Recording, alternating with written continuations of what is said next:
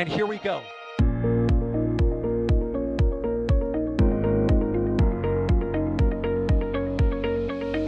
have liftoff. Propulsion continues to be normal. RCPA chamber pressure looks good. Following up. Roger, roll, Atlantic. Water towers fly! Yes! MIKO down to nominal. Flight downside FD off. Bring in FD off. Off. It's orange! 145! Oh my god! Oh my god! Decollage. Look at this! Put that in the big bag, Eagle. 343 unfolds to go. Indeed. We rise together, back to the moon and beyond. This methane will be igniting in the flare, correct? Yikes. You good? Sure. We don't need any more of these.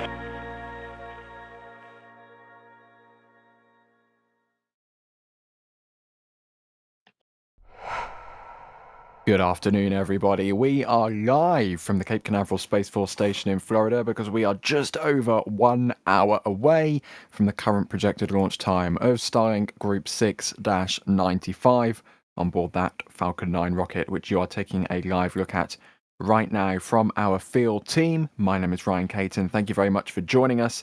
And that field team is also going to be joining me on commentary today to talk about this. I mean, one thing that's taken my attention already is the fact that the foliage is so green. There's the field team. Look at all of this wonderful green trees and lush wildlife. Hello Max, hello D. I believe we've got you both on commentary today.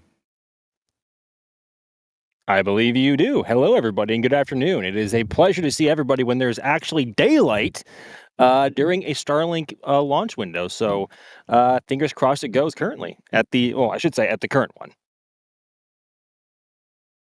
Yeah, we are in daylight.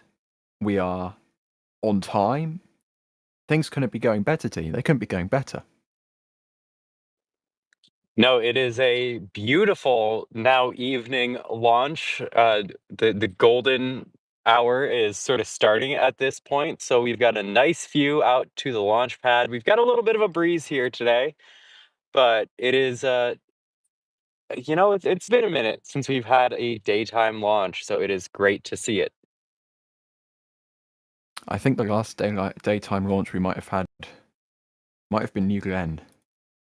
Oh He's from God, Cape. Hang on, that sounds about right.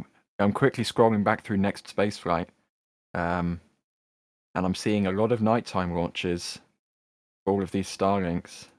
I'm trying to find the last daylight launch, and it was New Glenn. It was New Glenn on November 13th. So it's been 3 weeks. How about before that then? Oh my God, that was 3 weeks ago already? Yeah, It doesn't I mean, feel like it.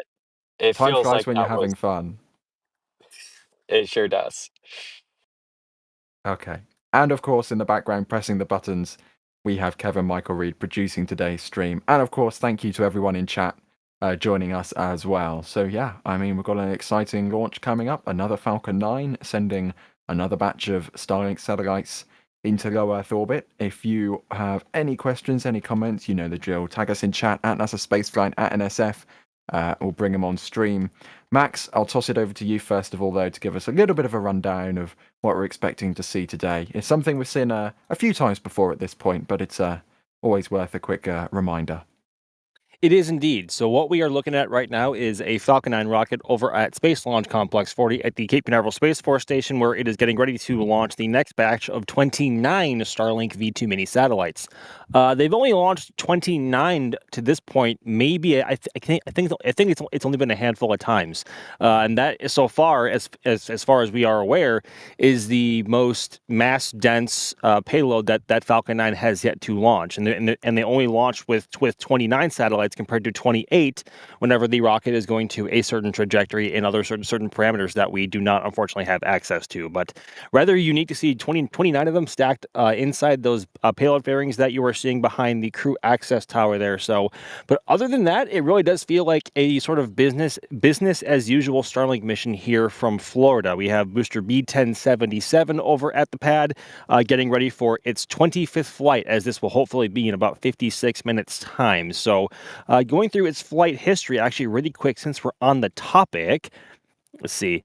Starting out with Crew 5, GPS 3, SV06, Inmarsat I6 52, CRS 28, Intelsat G57, NG20, TD7, and 17 previous Starlink missions. So while it is not quite the fleet leader in terms of flight time, 25 flights is certainly nothing to scoff at, especially for a reusable orbital class first stage that we are now thankfully seeing beginning to see a lot more of nowadays. Hopefully, at about 8.5 minutes into flight, B1077 will be meeting the drone ship, a Shortfall of Gravitas, stationed about 600 kilometers downrange, for a successful landing and recovery. Following that, about 100 kilometers farther out, aiding in fairing recovery, is the fairing recovery vessel Doug. So, as I was saying earlier, this seems like business as usual, but in a way, it's not, because we actually have daylight to look over at the pad now, which is a rare treat. But really, it is business as usual. Indeed. And you can see there all the wonderful stats on the left-hand side. In terms of the weather conditions, we did get a question in chat. We have a cross-eyed pilot who's asking, is it coat weather, jacket weather, or t-shirt weather at the Cape? And D, on that topic, I'll toss it over to you for a quick report on how the weather conditions are faring at, well, the press site. Well, the weather is actually gorgeous right now. It's somewhere between t-shirt and long sleeve weather, and once the sun goes down, it will be light jacket weather. But so it is really gorgeous here. And then looking at the launch mission execution forecast from the 45th Space Wing, we can see they've actually pushed into the window here, which moves the probability of violation from around 30% at the start of the window, while towards the end of the window, it's closer to 20%. So they're looking at the cumulus cloud rule, disturbed weather rule, and thick clouds layer rule, which we can see looking over to the launch pad and up above us. We've got some clouds in the area, and while we have some wind on the ground, the only concern wind-wise is upper level wind shear, which is low to moderate, which really isn't that big a deal, but certainly they'll be keeping an eye on it to make sure everything is good for an on-time liftoff. Indeed. It's also great to see the booster recovery weather and solar activity set to low. We're not expecting any coronal mass ejections to cause these 29 satellites to re-enter prematurely, as we have seen before on Starlink missions. I sure that's hope good not. to see. Yeah. Okay, let's have a look through here, because we are now T-minus 53 minutes, just under 53.5 minutes to go until the liftoff time, which, for those of you curious, is currently set for 17:18 and 50 seconds Eastern Standard Time, 22:18 50 seconds Coordinated Universal Time. And Max, that's about halfway through their window, because their window actually opened over an hour ago at this point. It's about a 4-hour window, or 4-hour window exactly, and they're about halfway through right now, aren't they? They are indeed, although if they were run into any issues with the vehicle or the ground systems, or if there's something to do with the weather that they are not liking, they do have about 2 more hours left to play with, should they need to, assuming that they have not gone into propellant load operations on board Falcon 9. Yes, the window does close at about 7. It's around 7:15. I want to say it's like 7:13 or 7:14 local time here, PM. But that is about the standard 4-hour Starlink launch window, and we are currently halfway through it. So if it slips by another half hour, as we have seen it doing a couple of times already, that would put us right in the middle of jellyfish territory, which would be absolutely gorgeous. But the current T0 right now is around 10 minutes or so before local sunset, which, just judging by what the Mark 1 eyeballs are showing us right now, conditions are absolutely primed for a gorgeous liftoff tonight. So hoping it stays where it is right now, so we have some daylight to work with. But if it gets pushed by another half hour or so, which we're hoping it doesn't, I would not really complain that much either, because of that effect. But after that, it would be pretty much just a full-on nighttime standard Starlink launch. Yeah, it would be wonderful to get some jellyfish action. It would also be wonderful for the launch to go on time. So Well, I think we're already past that. Either Ryan, way. because it's already delayed a couple hours.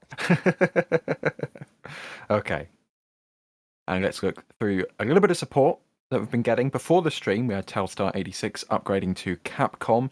And when the stream started, we also had Mr. Fluffy with a $2 super chat asking, did we ever figure out where Jacqueline was?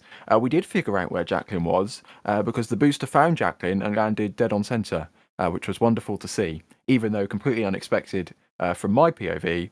Although when we looked back through the behind-the-scenes reaction camera, Max called it perfectly. Max, you remembered that it was designed to maneuver. That completely escapes my mind for the 3 hours we were on air before the launch of New Glenn.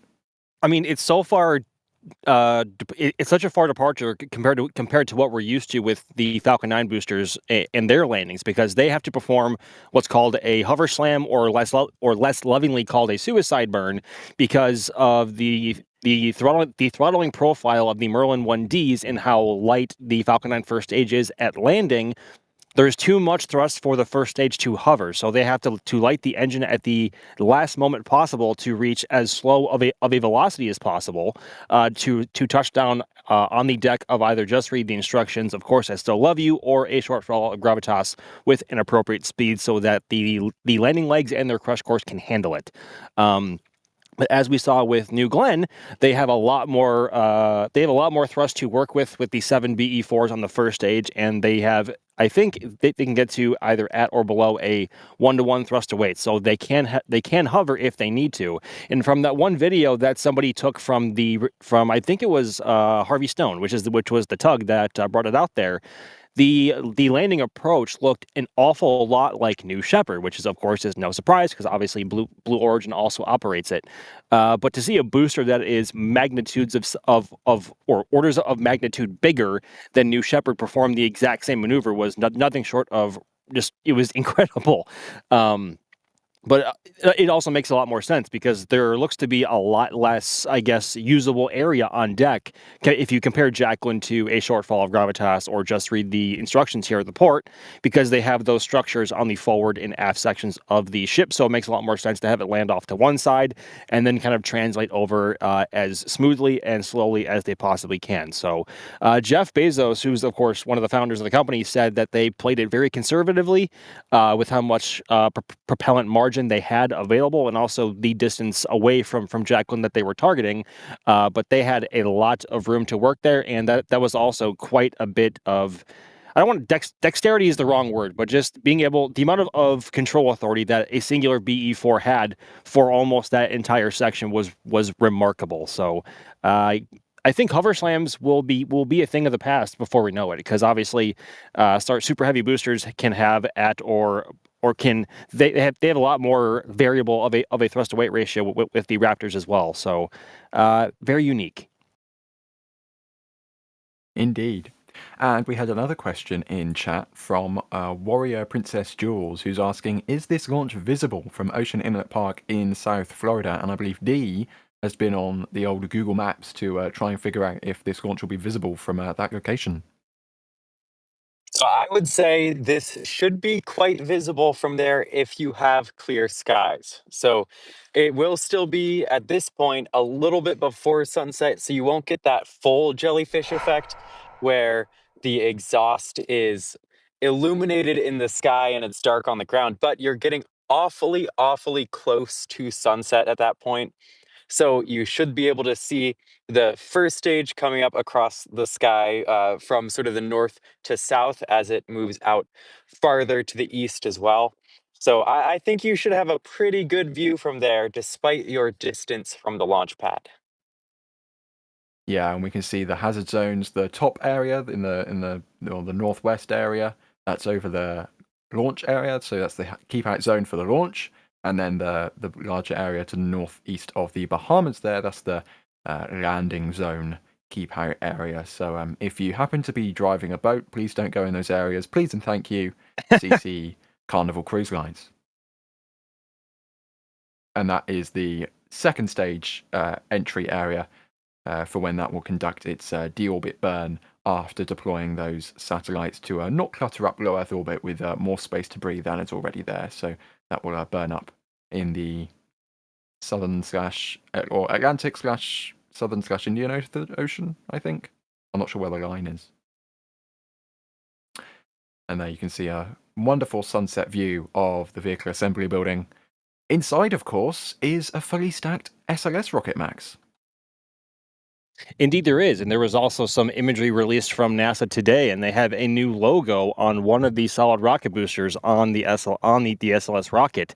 It is, of course, the logo of the 250th anniversary of the founding of the United States of America. So, while opinions on the actual logo design are kind of mixed, I personally think it looks fantastic. Of course, in the red, white, and blue scheme. Anything that we can do to celebrate, of course, the anniversary of our country here, and also sending people off to the moon at the same time, I think is always a bonus. But I honestly didn't expect that. I know for Artemis 1 we had the worm logos on each SRB. I don't know. I can't remember off the top of my head. I don't know if they have that logo on both or just one of them. But it was a treat either way. I think. I know everyone is free to think what they want, as looks are completely subjective. But I think it looks great. I mean, looking at the VAB there on the left-hand side, it didn't always have a NASA meatball on the top right there. It had the bicentennial star, I believe, for many years back in the day. And then also nothing on it before that. 'Cause if we look at some of the imagery from Apollo 11 and before, or even after, there was no American flag. There was no logo of any kind on the building. So it was. Those were pretty late additions to the building compared to when it was built. That was more in the era of Skylab and Shuttle. I think mostly Skylab is when they were added, I think. Don't quote me on that. But I think they must have just been repainted as well, I think. Because I was looking at them yesterday in the sun, and they seem a lot more vibrant and not... I guess they seem less dull than they normally do, because of course paint fades over time, and the sunlight here can be pretty harsh. But safe to say, I think that both logos on the building look rather cool. I think they were repainted like in 2020 or 2021 or something. Or I wouldn't be surprised if they gave them another lick of paint prior to Artemis 2, when you have the world's media descending upon the press site to cover that launch. You want the VAB to be looking, in the best shape possible, right? I thought it was. I think there was a touch up back in 2020, but I want to say there was another one more recently. I could be wrong, but I don't know. I don't keep up with that.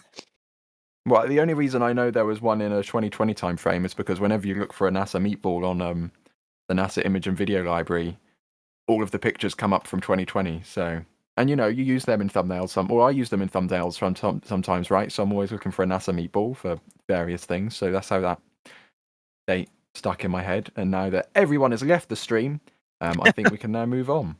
Let's have a look through here. Again, if you are just joining us and you have any questions or any comments, tag us in chat at NASA Spaceflight as we approach T-minus 43 minutes and counting. We have about 5 minutes here until we get into the more active parts of the count. But for the time being, let's have a look through here, because we have a question from Jason Lee, who is asking, how many launches are we up to so far in 2025? And if I talk slow enough here, I can bring up Alex's stats from the end of November, which tells me that there has been so far a total of 284 launches. This is up until 000000 on December 1st, 277 of which have been successful. And we are very much on track for over 300 launches in 2025. With, the end of November projection at least was 310, applying the first 11 months worth of launches to the last month of the year, if that makes sense. And we have the stats on there as well. This is the 288th launch, or orbital launch, should I specify, of the year, that's a lot of launches. Not all of them from the Cape, of course, but the Cape as well has been extremely busy compared to years past. Well, you say that, Ryan, but I believe this is also the 102nd launch from Florida alone this year, which is remarkable. Because I remember just a couple of years ago, that was their target from all three pads, both here in Florida and then also at Vandenberg. And now we have about 102 between all launch providers here in Florida, just alone this year. And we still have about 1 month left to go. I think this is SpaceX's 6th or 7th from Florida this year. So obviously a vast majority of that 102nd launch from Florida this year. Yeah, the live stats appearing Live max on stats. live max stats, yes. Because we've of course also had, I believe, 3 Atlases. We've had a Vulcan. We've had and we've also had 2 new Glens as well, which have been a rather pleasant surprise. So while SpaceX doesn't have all of them, it's like 98% of them have been of course courtesy of Falcon 9.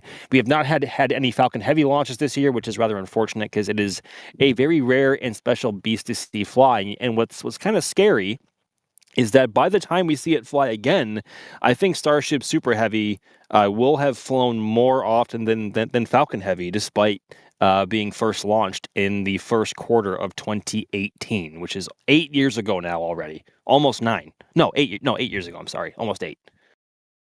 I Max, can't math. I have bad news for you.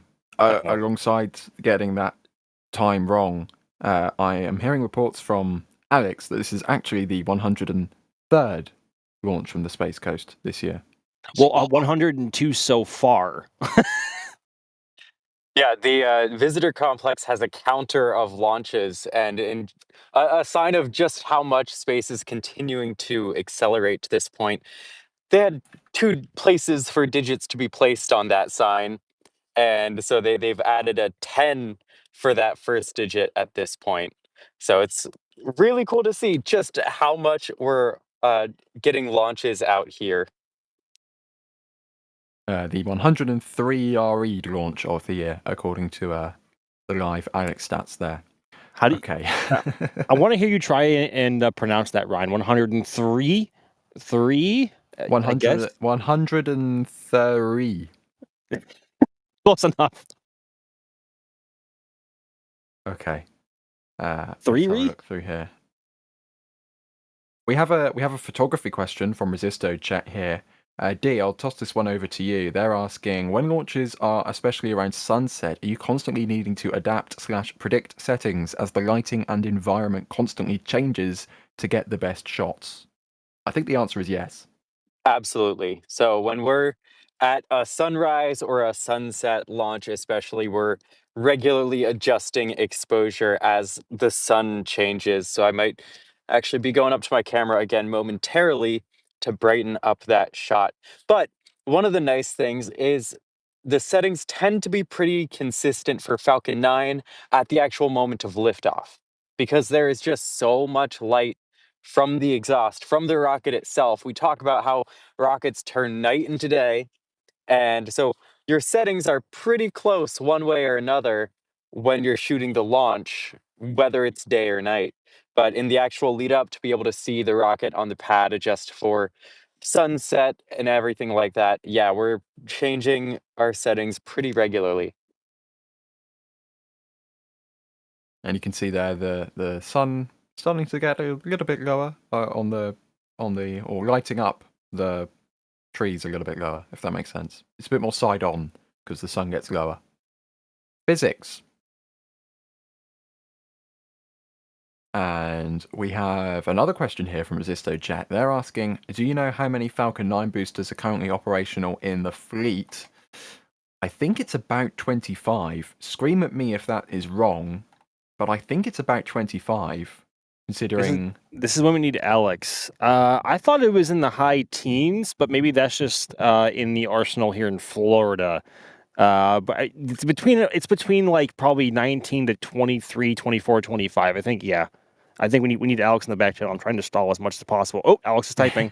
Here we go. Low 20s in numbers by now. Okay, so fair enough. And that is between both the Space Coast of Florida and their operations at the Vandenberg Space Force Base in California. So quite a few.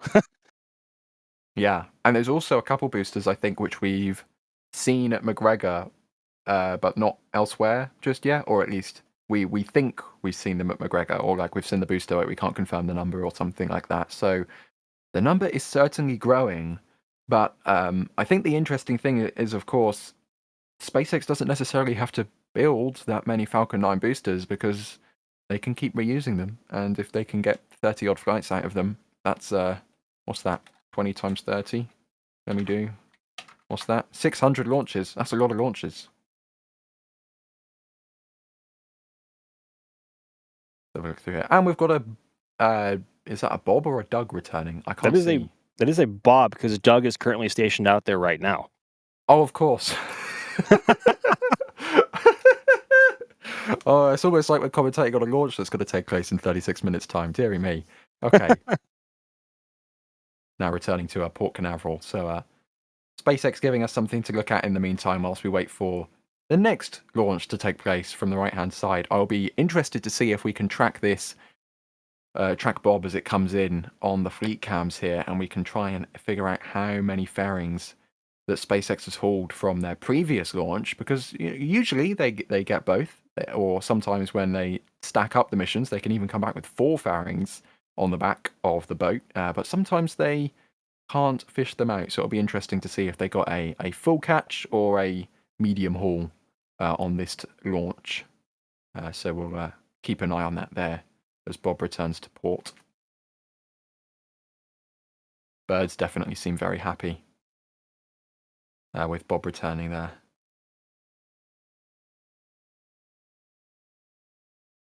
And speaking about the launch cadence, we have a question from Eric, and they're asking, do you think Falcon 9 will hit 200 launches in 2026?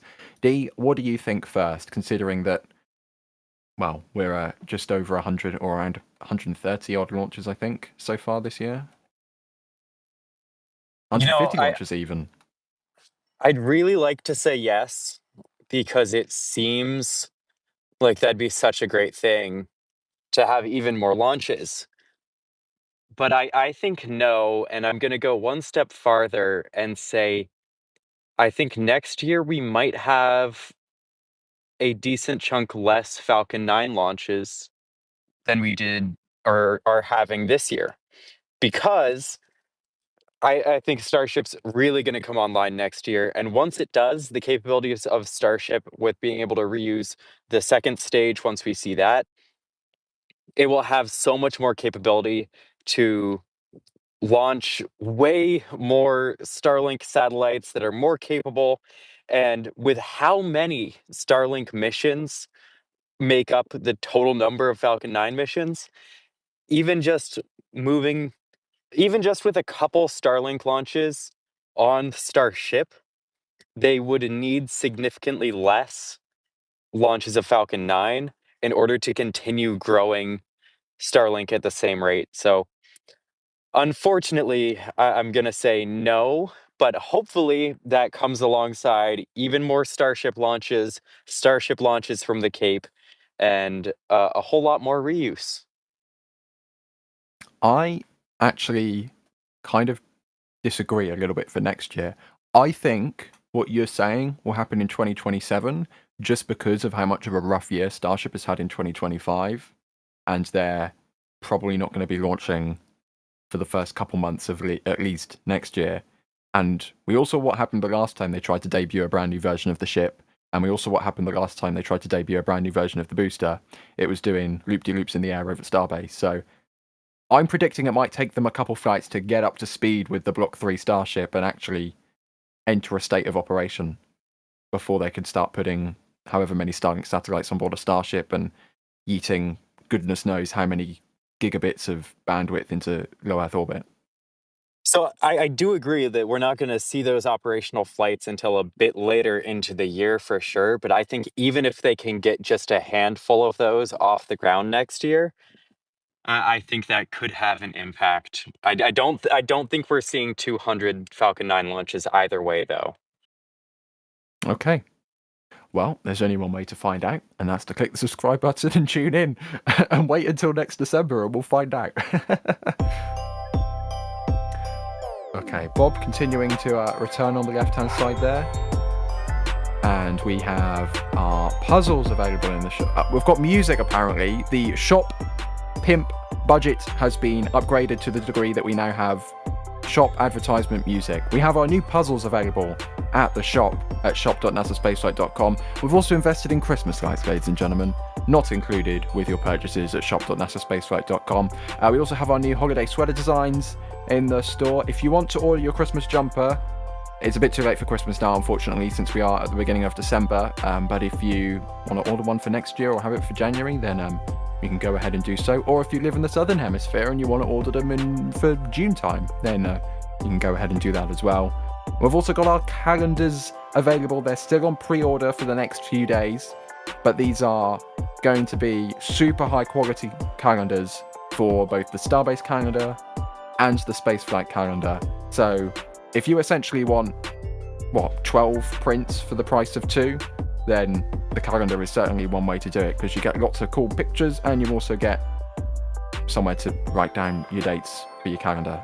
And we've of course got the whole holiday gifts collection as well. If you want some last minute gifts and you want to get something off the shop, or you just want to, I don't know, get something for yourself, the gift cards are great because they're literally come into your email straight away. So if you have a space fan in your life and you want to buy them something for the holiday season, then shop.nutterspaceflight.com is, well, might seem obvious, but I very much recommend it.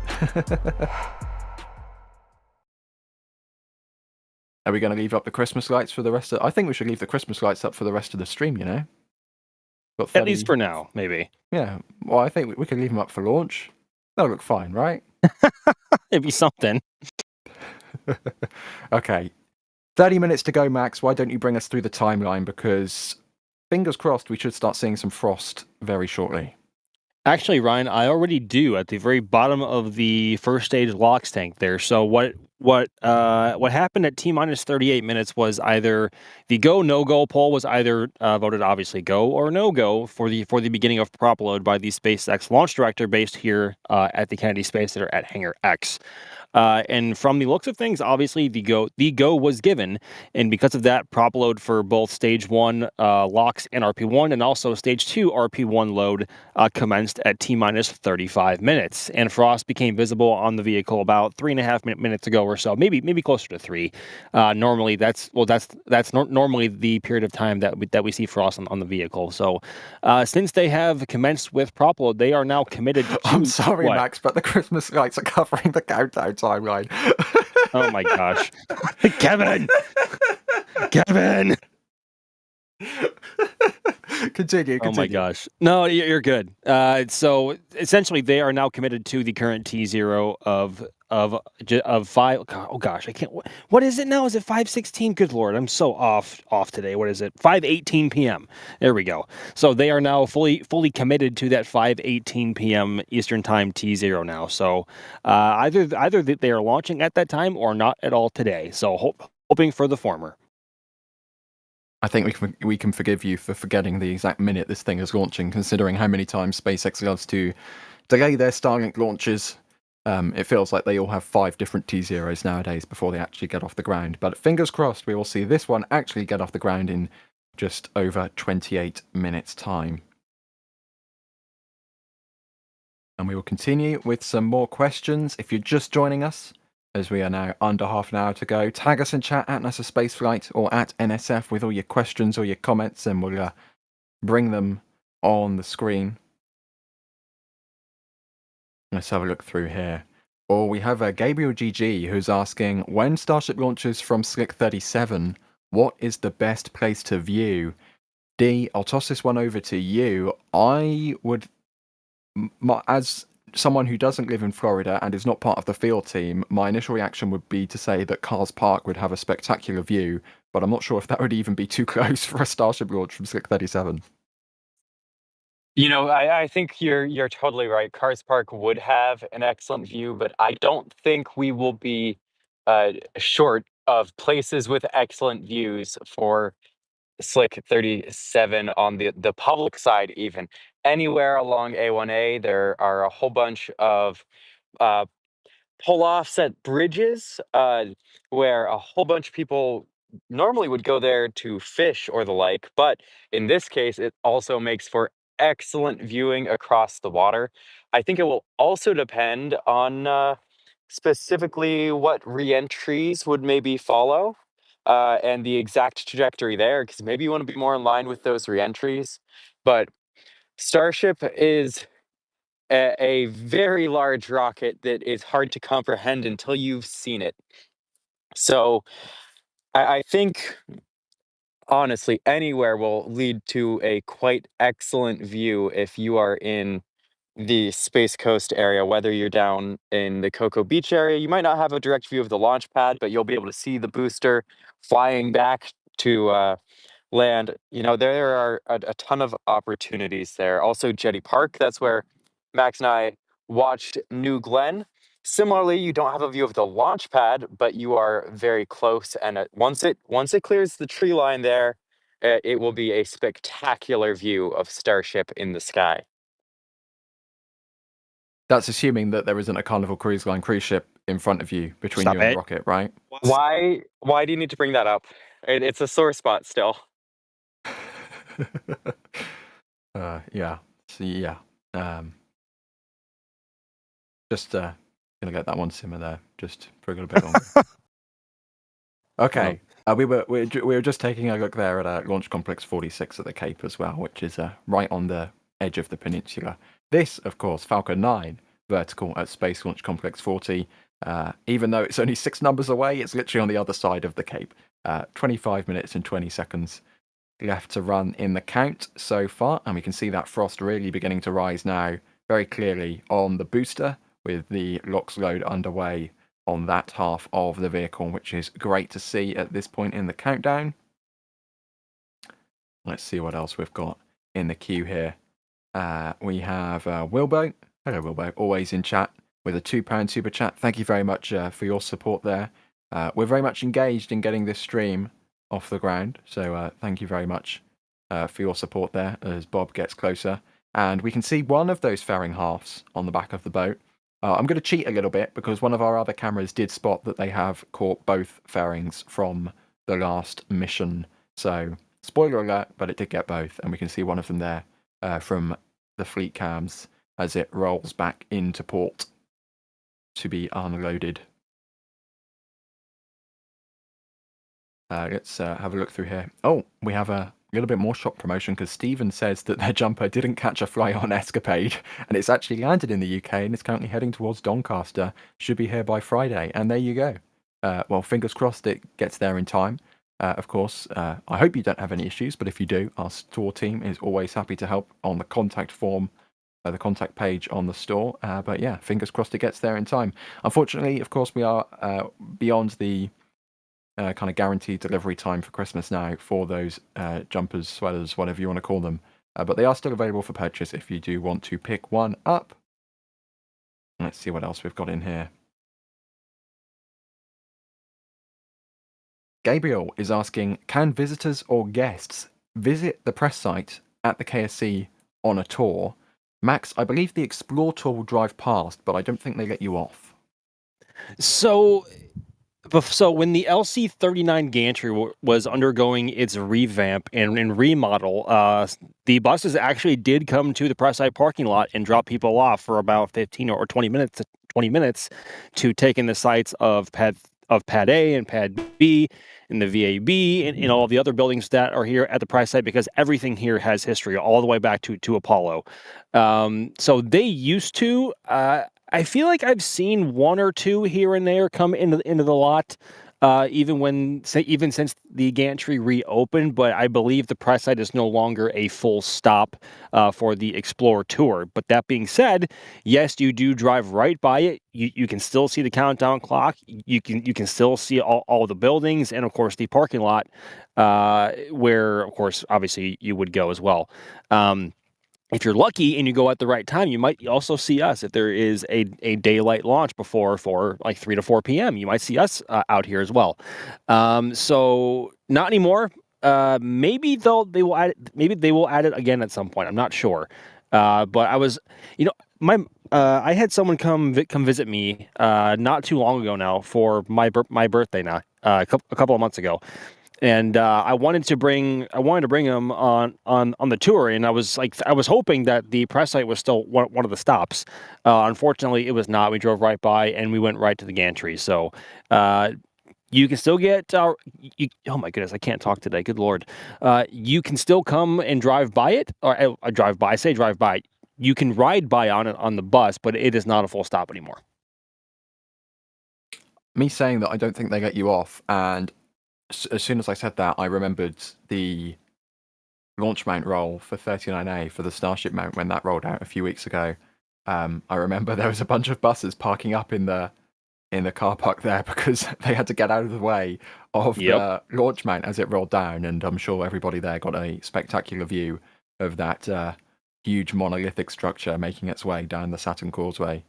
Well, that towards the also as pad. well, right? You say that one of the other stops that is guaranteed on the Explorer Tour is there is an area right by the VAB, just to the west of the press site by maybe like a block. It's not far at all.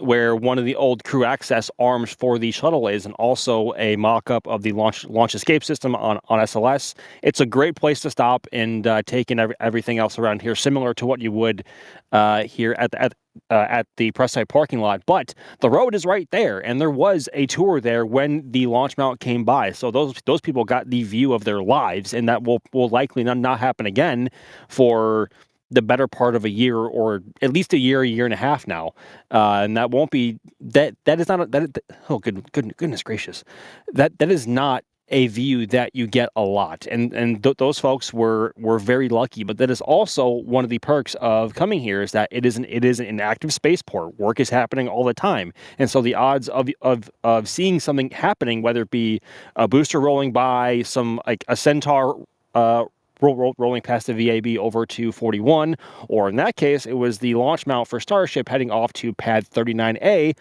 that obviously can happen. Speaking of what's happening right now, you can see a bit of vapor coming from the TE as the T-minus 20 minute and 20 second vent is currently underway.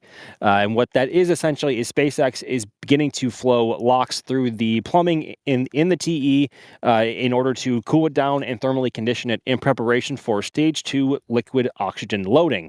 The last thing you want to have happen is flow a super chilled fluid through any sort of plumbing or material that is not at or near the same temperature as the fuel or the fluid, I should say, as that can result into rapidly flashing into gas. And of course, when that happens, that expands, and then you can have all sorts of damage to your transporter erector plumbing or anything else in the area, which means you'd have a very bad day for a lot of people and, of course, your hardware. So that is what you are seeing now. It is the excess LOX coming out and being vented out. And that will continue up until about T-minus 16 and a half minutes. And when that stops, that is our visual indicator that stage 2 LOX load is underway. Something that I've been seeing on a few of the recent Falcon 9 launches from 40, I have no idea what causes this, but you can see the oxygen or the frost only seems to be sticking to one side of the oxygen tank. It's like perfectly 50-50. One side is soot, the other side is the frost. I don't know if it's because maybe like the wind is blowing on one side, which is kind of keeping it warm, or if it's being protected from the tower or something. But you can see there, like the left half is all frosty, but the right half is all sooty, and I have no idea why it's doing that. We've got some more music. Okay. Yeah, I was just going to say, Ryan, that is exactly it. The wind has a huge, or is the core factor in how frost is building on the vehicle minus humidity, and based on where the wind is blowing today, that matches exactly why there is frost on the left side of the tank so far and not the right. In that, normally if there's like a breeze, that doesn't really affect much, but if there is a strong wind above, 8, 10 plus knots, then whatever side of the tank is facing the wind will have a lot less, if not any frost on it, compared to the side of the tank not facing the wind. So great, that was a great observation. And apparently it also happens at 39A because there was I've just done a screenshot in the back channel from the last Starlink from 39A, and it's the same thing. So it's definitely something very interesting. Yeah, It's it was weird, a though, 'cause- confusing one that last time because the direction of the wind visually lined up with how we were looking at it. So we actually saw no frost on the vehicle, and our first sign that they were definitely fueling was that 20-minute vent. So it's nice when at least the wind cooperates enough that we can see the frost. But that was a bit of a startling one that I'm sure has many factors, including wind and temperature, that all go into why the frost forms in specific locations and not others. And it happens also at Vandenberg, apparently, because I've just seen a screenshot from a previous Starlink launch from Vandenberg, and again, only one side is frosty, which is kind of strange, because I thought the whole thing got frosty. But then I noticed that the other day on the Slick 40 launch, and now apparently it happens everywhere. So that's gonna be interesting. There you go. You can see that replay. It's not frosty on one side, but it is frosty on the other. Anyways, there is a poll currently in chat written by Crispy, NSF Actual himself, which says, what site would be at the top of your Kennedy Space Center tour list? Is it 39A, VAB, and I quote, best shuttle Atlantis, end quote, or a Wild Max at the press site? For some reason, there isn't a fifth option, which would be leave the Kennedy Space Center, drive to Orlando Airport, and get a flight to Douglas, where you can see the best shuttle Discovery. Hey, I think we should add that to the bottom of the list, personally. I would also agree with that, Ryan. Discovery is indeed the best shuttle. Yeah. Apparently, you can only do 4 options on YouTube polls, so, I mean, we should probably remove the Atlantis option and replace that with the Discovery option. But there you go. Let's see what... Let's see if it will let me see the results. Apparently, it's a tight race right now between 39A, the VAB, and a Wild Max at the press site. 39A currently winning. 33%. Breaking news. Breaking news, apparently. Are we the breaking news? Yeah. I don't know. Is Kevin just excited that he got to see a Wild Max at the press site? Well, I wouldn't exactly call that a breaking news, but there you go. I think that was Kevin's breaking news. It's a Wild Max at the press site. Yeah, this place is essentially my secondary residence at this point. It really is. Maybe a bit trigger happy on the transition button there, but there you go. You can see Max and D with all the cameras. How many cameras do you want? Yes, pointed towards Slick 40 in the background there. And this is a pretty light setup. It's a Starlink. We'll wait for some other launches, and we'll have even more cameras giving you all the feeds. I need more. The voice of God, everybody. I'm sure Kevin is looking forward to Artemis 2, when the network will be literally on its knees begging for mercy with the amount of camera feeds we're going to be pumping through that thing to bring them on stream, with all of your cameras, all of Max's cameras, all the NASA cameras. There's going to be so many cameras. Artemis was my first big stream. Well, Kevin, just think about once I have all my cameras sending, it would bring our connection to a screaming halt. Let's do it. We have an interesting here, very on-theme question here from Country Cooks, and they're asking, how many reindeer could a Falcon 9 hold? And I'm going to quickly search on the internet the average mass of a reindeer, because I don't actually know. I would assume they're quite heavy. Well, do you even have to account for the mass? Are we talking like the real reindeer? Do we have to account for the mass? Well, yeah, technically they don't weigh anything because they fly and stuff, don't they? That's how that works. No one's going to back me up? Okay. No, let's see what I'm Google with says. you. We have to account for the volume of a reindeer only.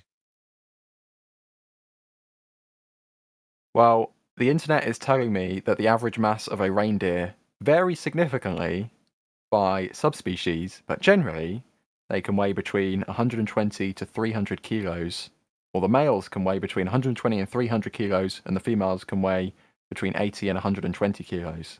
So that's quite a lot of variation there. But that would be... what? Quick maths on stream. Over 60 reindeer in by mass, technically. Well, I think we should go for the extended fairing so we can fit as many flying reindeer in as we possibly can, since we wouldn't be mass constrained, clearly. No, we wouldn't. Oh my goodness, we've got a chat GPT response.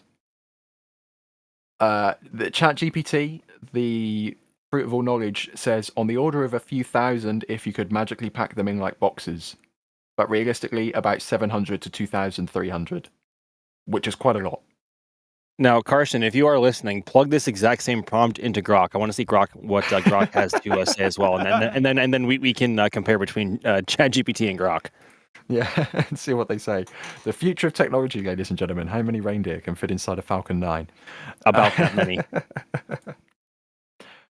Okay, very quickly, we had a little bit of support in the last few minutes. We've had Turtle Sanctuary gifting 5 Red Team memberships, so if you received one of them in chat, make sure to thank Turtle Sanctuary, and you get access to all of the behind-the-scenes content for a month for free. I mean, that's a great Christmas present, right? You literally get that for the entire month of December, so that's awesome. And we have Telstar86, someone else who's always in chat with a £2 super chat. Just going to the Kennedy Space Center would be a dream, or Starbase.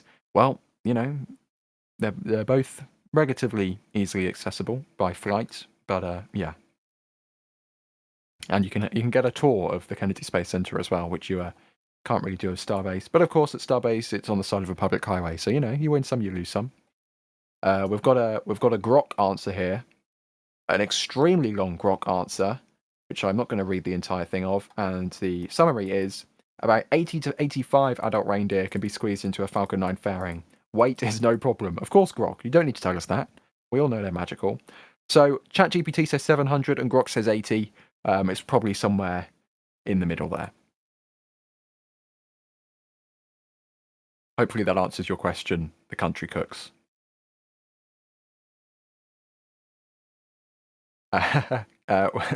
D, this question for you from Kit. They're asking, did you see any reindeer when you were in Norway? I actually did not see any reindeer. There were a few other wild creatures, some birds and the like, but I did not see any reindeer. It was March, I guess, but potentially not the time for it. I wonder if there's going to be a... I do wonder, do they have like a season? Because it's always cold in Norway. Like, I'm not sure.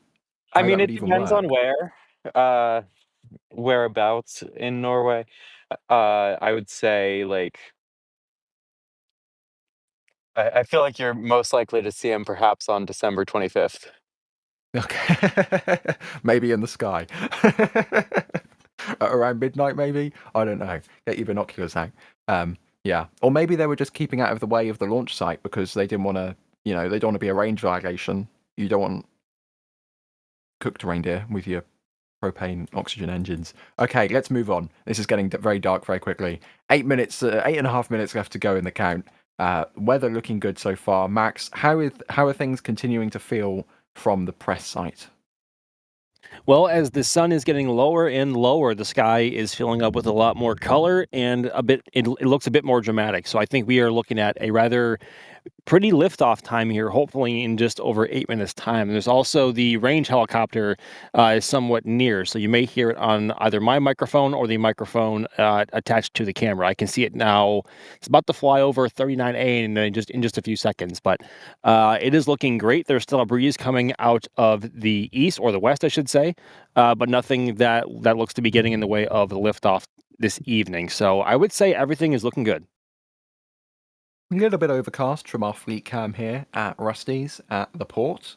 This is, of course, a fantastic place to eat, and we are very grateful to them for allowing us to host our fleet cams there. And you can also see our Bob there just at the bottom, which has just arrived with those 2 fairing halves. But yeah, a little bit overcast, but fingers crossed we do get a pretty launch indeed. And we can see, looks like a range helicopter as well, coming over the press site there. And we've also got some more audience, looks like, turning up at the press site at this point, Max. So I'll send you off to, well, fingers crossed to get a wonderful track of this launch, at least until the clouds get in the way. Indeed. Thank you very much, everybody, and I will see you all on the other side. That range helicopter continuing to fly away there over the tree line. 6 minutes and 45 seconds left to go. Have a look through here. If you've got any more last-minute questions, ladies and gents, pop them in chat at NASA Space Flight or at NSF, and we can bring them on the screen. Apparently, Starbase Updates in chat just said that apparently Copilot said, oh, I've just lost it. Copilot says 160. So I don't think any of the large language models can agree on how many reindeer can fit inside a Falcon 9 fairing.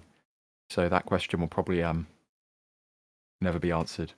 Probably infinite because they're magical, right? That's how they work. And we have. I think so. Okay. James Atkinson in chat is asking, is it true that this is flight 600 for SpaceX? And D, before we send you off to launch the stream, it's not flight 600 It's because of not a technicality. flight 600. It would be mission 600, but not all of SpaceX's missions quite made it to flight. So this would be flight 599, but mission 600 is my understanding. Yeah, but our good friend Amos 6, well, not so good friend, the COPV, inside the second stage for that mission. Of course, not really doing something good on that pad there, Slick 40, about 10 years ago at this point, 9.5 years ago. But as we reach 5 minutes to go, D, we can send you off as well to track today's mission. So, yeah, good luck.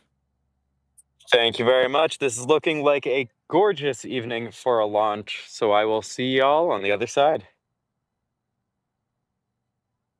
And now we've got people in chat asking how many reindeer will fit inside Starship. I will leave this as an exercise for the chat. If you have an answer, bring them in chat as well. And it looks like we've got the SpaceX mission control audio starting to fill in. And again, the frost is only on one side of the rocket. It's all frosty on the Strongback side, but it's not frosty on the not Strongback side. Which is interesting to see, nonetheless. But we'll be able to listen in to those SpaceX comms as well. And we can hear that the Strongback is now beginning to retract. Of course, those will be on a little bit of a delay, because that's just how things work on the internet. But 4 minutes left to run in the count now. And in these final few minutes, we should be seeing the Strongback coming back now. As we can see, the clamps have opened up. Oh, at least in this shot, it's very pretty. You can see the sun getting lower on the horizon there in the background. And we'll be seeing the final topping off of the tanks as SpaceX gets ready to launch Falcon 9 with Starlink 695. See the Strongback just starting to lean back ever so slightly by a couple of degrees at this point. It'll, of course, swing all the way back at the point of launch, but it only goes back a little ways. Initially, for this design at Slick 40, the same thing happens at 39A. Different, of course, to Space Launch Complex 4 East at the Vandenberg Space Force Station in California, which swings all the way back straight away. We can see our field team getting ready for launch there. Prepping all the different cameras, looking very busy as usual. Got under 3 minutes. Thumbs up from D. No thumbs up from Max. Under 3 minutes in the count now. Strongback retracted. And we are standing by for about a minute's time when we should start to hear a little bit more chatter on the SpaceX loops. And there we go. Stage 1 liquid oxygen load now wrapped up on the booster, which is what we want to hear at this point in the countdown. Fully frosty, fully ready, and fingers crossed we'll be hearing similar good things for the upper stage as well momentarily. 2 minutes and 15 seconds left to run. You see all the frost from the vents on the ground. You can see they're just drifting over. That's, of course, completely normal. It's what we expect to see.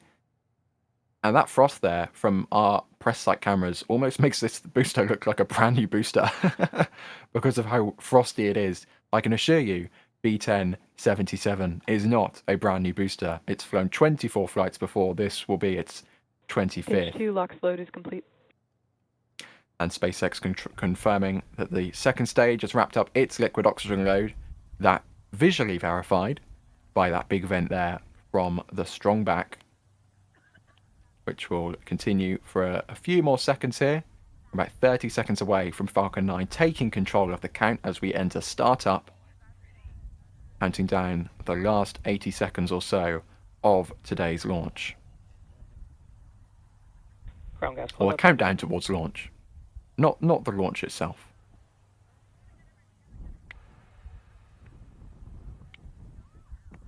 And approaching T-minus 1 minute.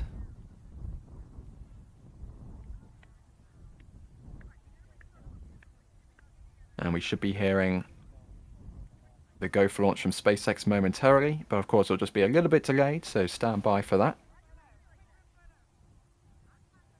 Falcon 9 is in startup. And there we go, there's the call that we're in startup. Sounds like we've got a lot of people watching on from the press site this evening, which is great to see. Approaching 30 seconds. Launch director, go for launch. And the launch director is go for launch. Chat, I hope you're all go for launch. I'm go for launch, because in 20 seconds time we should be seeing the ignition of all 9 Merlin 1D engines on that first stage, and the liftoff of Starlink Group 6 95. 10 seconds left to go in the countdown here. We will stand by for ignition and liftoff. There's the ignition, and that is a beautiful liftoff for the 599th time a SpaceX rocket is off and away. Falcon 9 lifting 29 Starlink satellites into low Earth orbit. We've very much cleared the tower, and we're beginning to pitch down range. Let's listen in now for the rumble of those engines.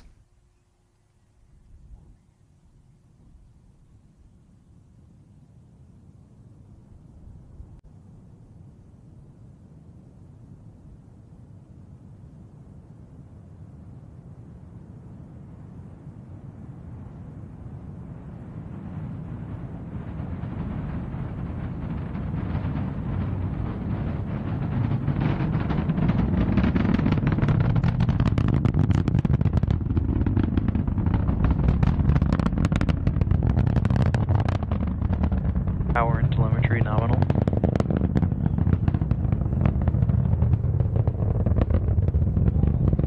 "65 seconds into flight, Falcon 9 punching its way through the clouds, as you can see there. We are through the supersonic regime right now, approaching max Q, the period of flight where the aerodynamic forces are at their greatest on the vehicle. And we can see a huge bit of vapor there from the exhaust as Falcon 9 pitches down range. Some beautiful sounds coming from the aft end of Falcon 9 right now, and we're pushing through max Q, throttling back up and accelerating down range as we prepare for main engine cutoff coming up at T plus 2 minutes and 25 seconds into flight. So that's about 30 seconds away, and you could hear that on the SpaceX mission control loop. They are chilling down the vacuum engine on the upper stage to prepare it to receive those cryogenic liquid oxygen oxidizer and of course the RP1 kerosene fuel for its propellants. Tracking it from this side-on view from one of our robotic cams. Let's stand by for main engine cutoff in 10 seconds time. See the exhaust getting really wide as the atmospheric pressure reduces. We should be seeing MIKO momentarily. There we go. All 9 engines shut down on the booster, and we should be seeing both stages separate. And it looks like that has taken place, and we've got an ignition of the second stage. We can now see 2 distinct dots in the sky. The booster on the left, the second stage on the right. There we go. On board with SpaceX for the separation there. And you can see the RCS puffs from the booster as it reorients itself and prepares for its entry burn in just over 3 minutes time. Beautiful sunset view on board with Falcon 9 over the limb of the Earth there from 80 kilometers in altitude. And of course the Falcon 9 booster still has a lot of momentum at this point. It'll continue drifting up well through 100 kilometers in altitude. And we can see the Starlink satellites revealed to the vacuum of space for the very first time as the second stage passes through 95 kilometers in altitude now. The fairing's falling away. Our field team continuing to track the rocket as the vehicle pitches downrange and accelerates through 8.5 kilometers per hour, 8,500 kilometers per hour on the second stage. The speed slowing down as the booster drifts up on the left-hand side there. Well through 100 kilometers now. We'll be approaching apogee, or the highest point of the flight, very shortly from the booster there. And you can really see the reaction control system thrusters at the top. The exhaust from those is being lit up beautifully by the sun. And you can even see maybe a little bit of a shadow from the grid fin, perhaps. And it looks like the altitude is now almost going to start falling again. Oh, just crept up to 112. Speed is slowing down in its deceleration. So it looks like we may be hitting apogee momentarily. And there we go. I think we have almost reached it. There we go. We've reached apogee. We're now heading back downhill with the Falcon 9 booster. Just shy of 7,000 kph. You can see some beautiful orange on the clouds there from the booster as we drift over the Atlantic Ocean, heading towards the drone ship for this mission.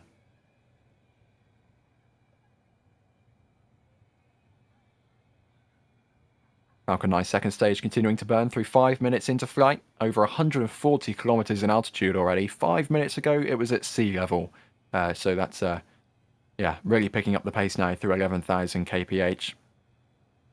But for the first stage for the booster, we are approaching the entry burn, which will start at T plus 6 minutes and 7 seconds into flight. So we're about 40 seconds away from that taking place. And you can see there the lines inside the interstage of the booster floating in 0G as this vehicle descends back down towards the Earth, under 100 kilometers in altitude now, as we're about 30 seconds away from the entry burn starting. We should expect to see one of those Merlin 1D engines igniting right in the middle, and then maybe a couple extra engines will join it on the outer rim for a total of 3 engines. I think we're even starting to see maybe the booster shadow itself. Yes, look at that. You can see the shadow of the booster inside the gases that it's currently emitting, and that is absolutely spectacular as it's being lit on from the side by the sun. And we should be seeing the entry burn igniting any second now.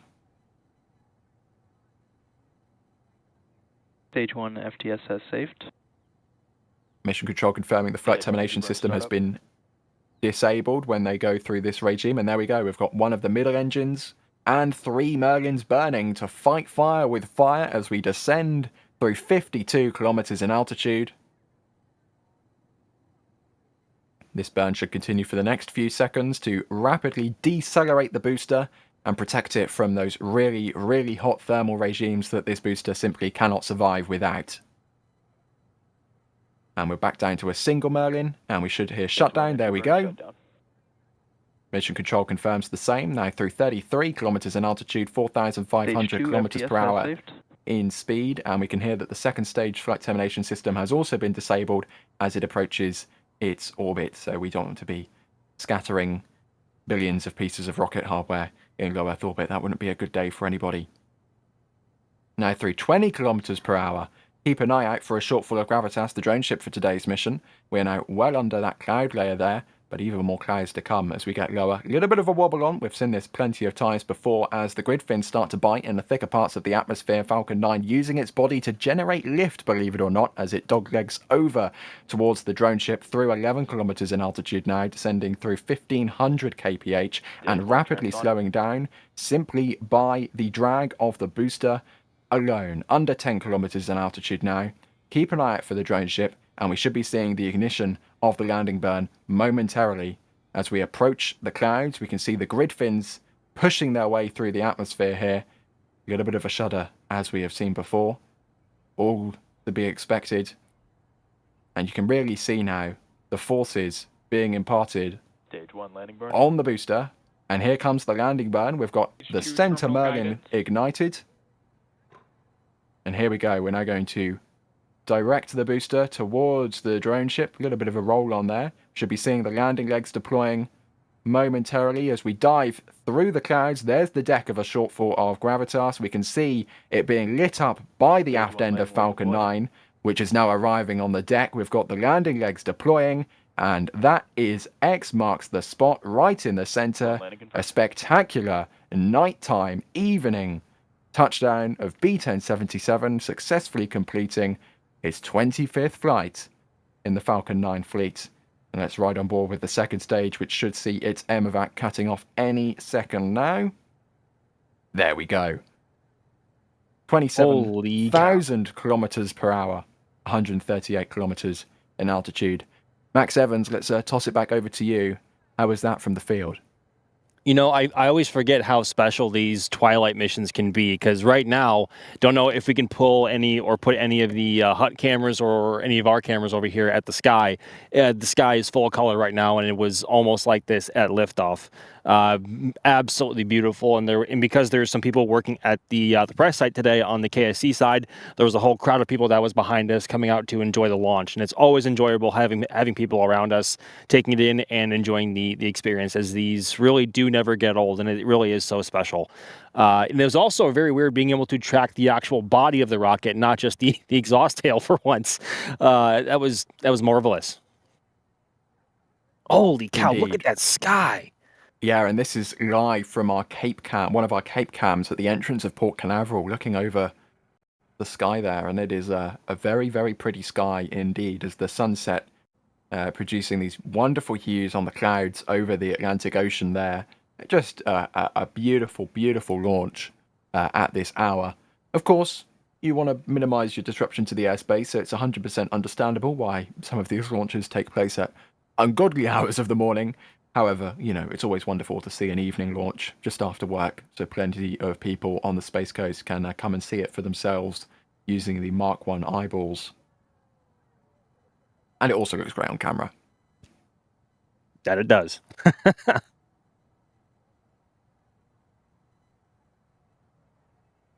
See if we got any more questions during the stream as we were watching the launch. Well, first of all, Bideford, always in chat with a $25 super chat. Thank you so much for your support. They're saying, enjoy today's launch with a beautiful evening sky. Indeed, thank you so much for your support, Bideford, of course. Always in chat, always supporting us. So thank you so much for that, as normal. And it's crazy to say as normal.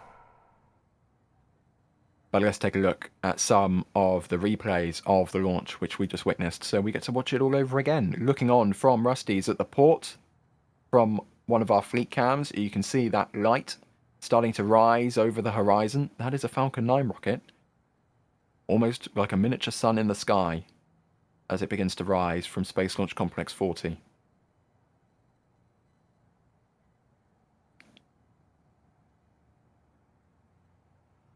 It's kind of hard to miss once it gets off the pad and the exhaust is visible. Yeah.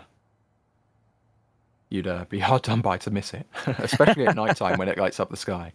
100%.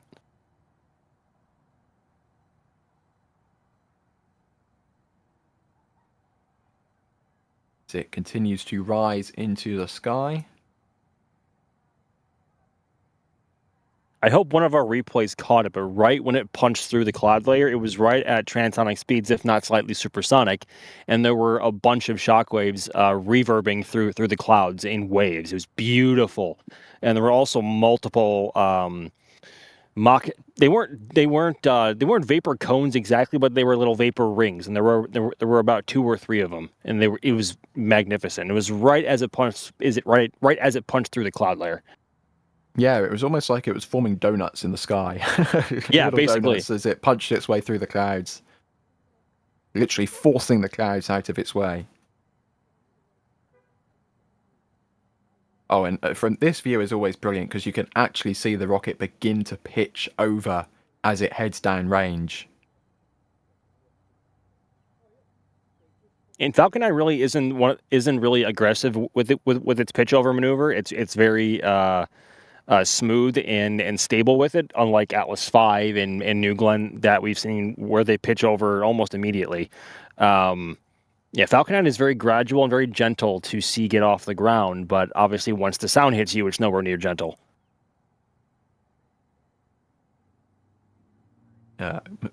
Maybe there wasn't a rocket on that previous one, but there you go, another one of the robotic views. Being controlled remotely, of course, a wonderful thing with these robots. Some, like literally a human, hundreds, sometimes thousands, sometimes on a different kilometer away, on a different kilometer, on a different continent. That's what I meant to say, of miles away. Too many kilometers with the kph and the altitude and all of that. But yeah, a beautiful side-lit launch we had this evening of Starlink 695. It's always wonderful because you get the side-on view from the sun, lighting up the vehicle against the relatively darker sky behind it. And it looks like we're getting a track from our Cape Cam as well, which is where we saw main engine cutoff. And this is an excellent view because it really gives you that side-on profile as the rocket heads down range. And you can see at this point, it's, you know, barely a minute into flight and it's already almost sideways, starting to pick up the pace as it, you know, needs to be going 27,000 kilometers an hour in order to stay in orbit.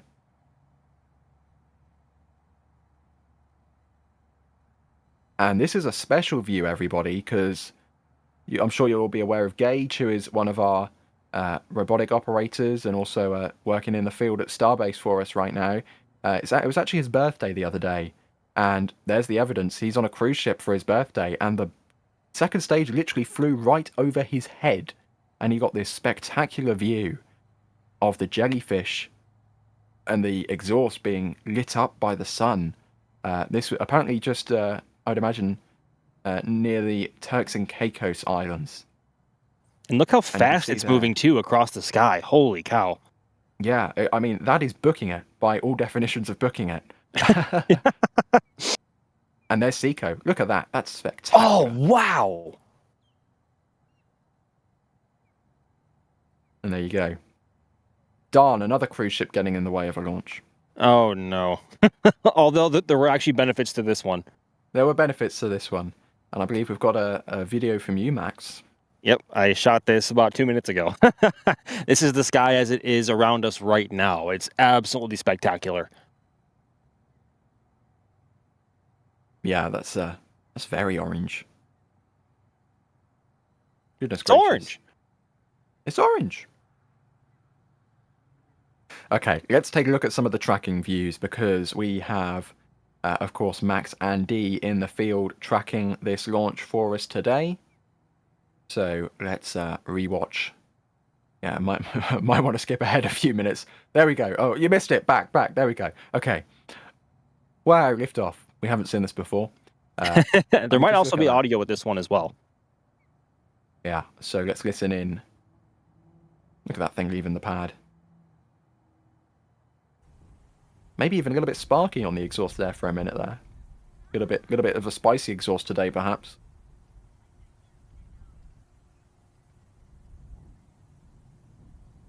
And there you go. You can see it being beautifully illuminated by the sun. Almost looks like a SLS for a minute with the spray on foam.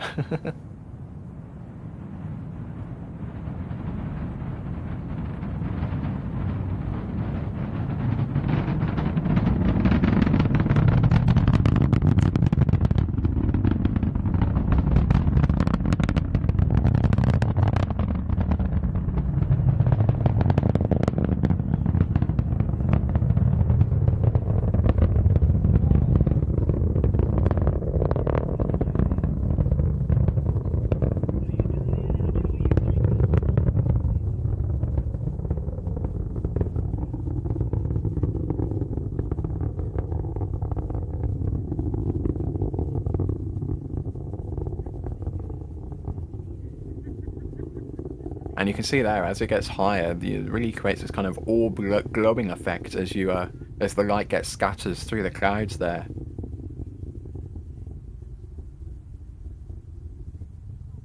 I always love watching these back just because it's different when you're looking at it live on a monitor and you aren't really able to soak in exactly what you're looking at because you're so focused on just keeping it in frame. But watching these back, you can pay a lot more attention to how the exhaust changes in color and shape and behavior as it heads up higher and higher into the upper atmosphere.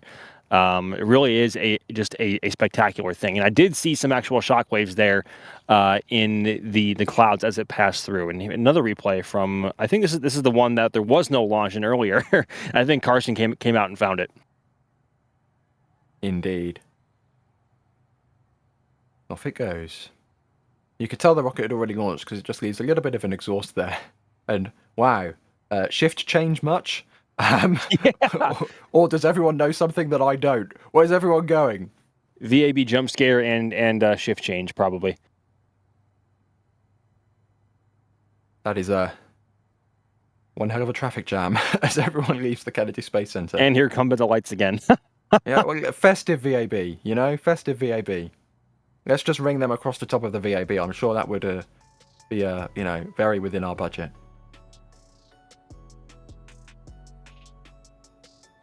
Okay. See if there's any more questions in chat momentarily. Because, yeah. We're at 19.5 minutes into flight. If you can't tell, ladies and gents, we are waiting for the spectacular, as always, D Super Slow-Mo to play out the stream with, which I just spotted out the corner of my eye. So we'll be waiting for that. Oh, that's not it, apparently. Okay. We've got a different, not Super Slow-Mo for you today. I'm being corrected.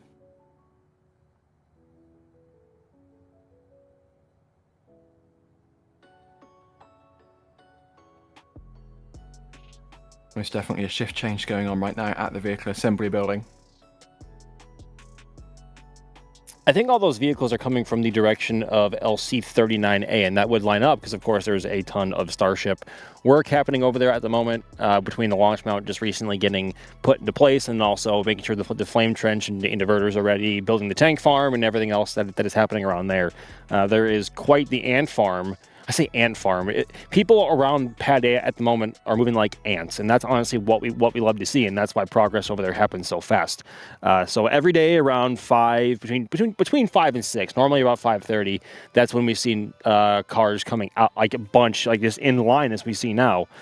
Cars coming out in all in a line, all leaving work. So it's that time of day again, actually.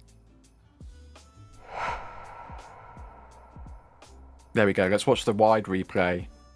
Doing some counting on your fingers, Max. Just counting down to T0.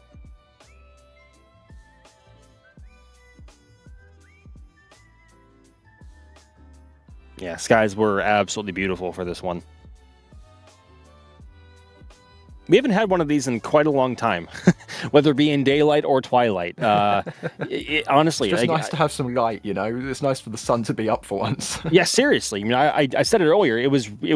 I had to like recalibrate my brain almost because I was tracking Falcon 9 with the actual body of the rocket visible, and normally it's just the actual exhaust tail that I keep in frame. But obviously, this time we saw the entire thing. So. It shows you how long it's been since we've had it. We've had that because I wasn't used to it. It's always awesome to get to see the BTS behind the scenes angle for these launches. Maybe it was windy. It was a bit breezy.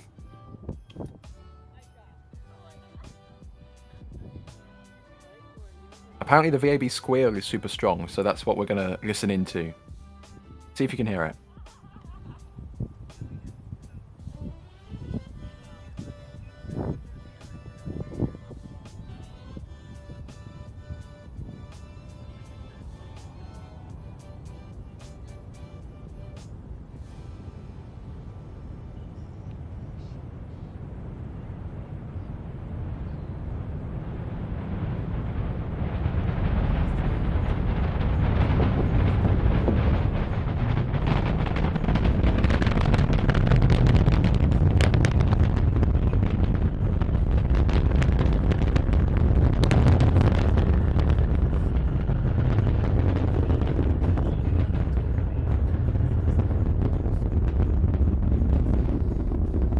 heard it a little bit. Yeah, I definitely heard it a couple of times at least.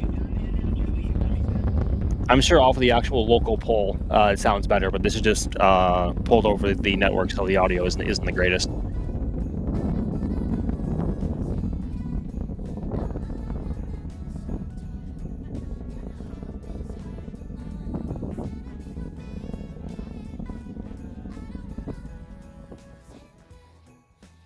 This is the most festive Starlink mission. Yeah, I mean, it's December 2nd. I don't know why. Well, suddenly the clock ticked over to midnight on Monday, and then apparently all our streams now have Christmas music and Christmas lights up, which was a surprise to me when I showed up for the stream today. But you know. I'm surprised that we don't have like a 25 days of Starlink or something happening in December. That's how often they seem to fly nowadays. Yeah, well, they probably would if they could get away with it. Yeah, actually. Okay, and with that, we've seen all the things. We do have a slow-mo, a super slow-mo from D coming up next to play out the stream. But for now, Max, thank you very much for joining us on yet another Starlink launch. Pleasure as always, everybody. Thank you very much for coming to hang out with us on this beautiful Tuesday afternoon or evening, depending on where you are, or morning, depending on if you are in a different part of the world. But always fun coming out, and we hope to see you guys again for the next one. And we, of course, also had, I don't know if D is back on communications yet, but we had D as well out in the field bringing us all the beautiful camera views as well. It has been a pleasure. What a treat to have a daytime launch after so long. So long. And in the background, Kevin Michael Reed pushing the buttons as well, producing today's stream.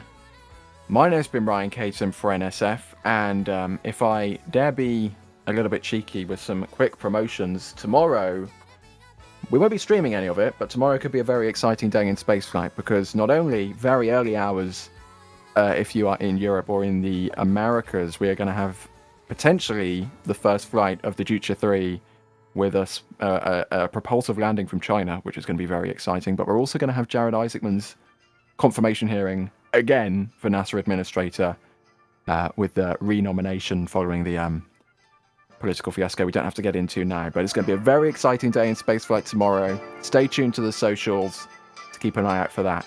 But for now, thanks for watching. Let's watch the slow-mo of the launch.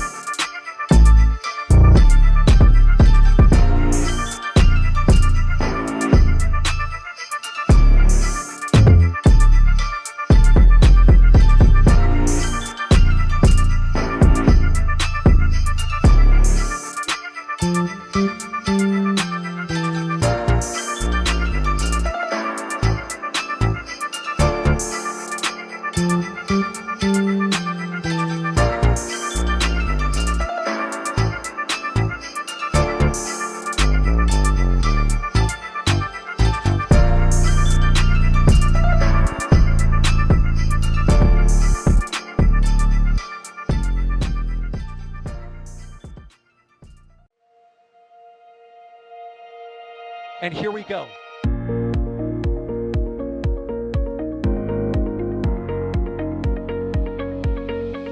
We have liftoff. Propulsion continues to be normal. R68 chamber pressure looks good. Following up. Roger, planet. Water towers fly! Yes!